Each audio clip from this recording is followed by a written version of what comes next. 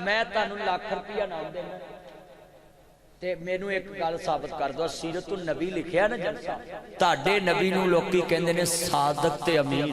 आ पूरी तकरीर दा निचोड़ जे गल कि हजूर दी जिंदगी दा निचोड़ है सादक ते अमीन। 1 लाख रुपया नाम देना है।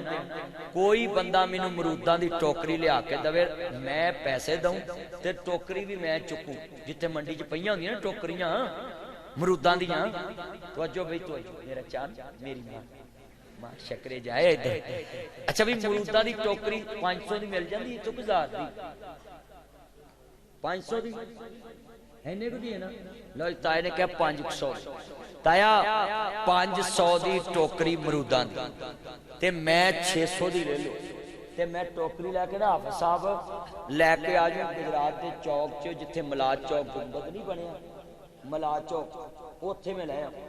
ठीक है, उत्थे मैं बंदे इकट्ठे करूं, जिथे मैं खलोता वहां पे इकट्ठे हो जाए।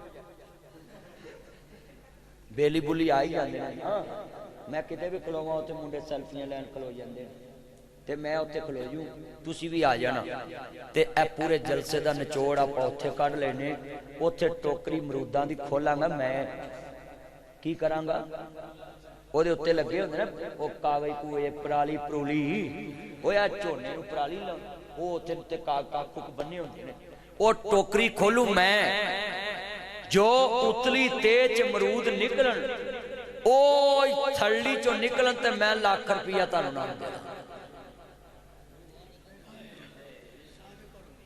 नहीं निकलने ते फिर जलसे क्यों सुन दे? फिर मस्जिदां दे मीनार 150 फुट क्यों बनाउंदे?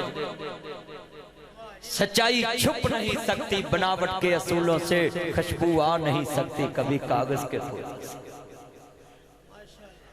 चलिया जिस नबी दा कलमा पढ़िया लोकी कहते सी made in Muhammad, made in Mecca, made in Medina.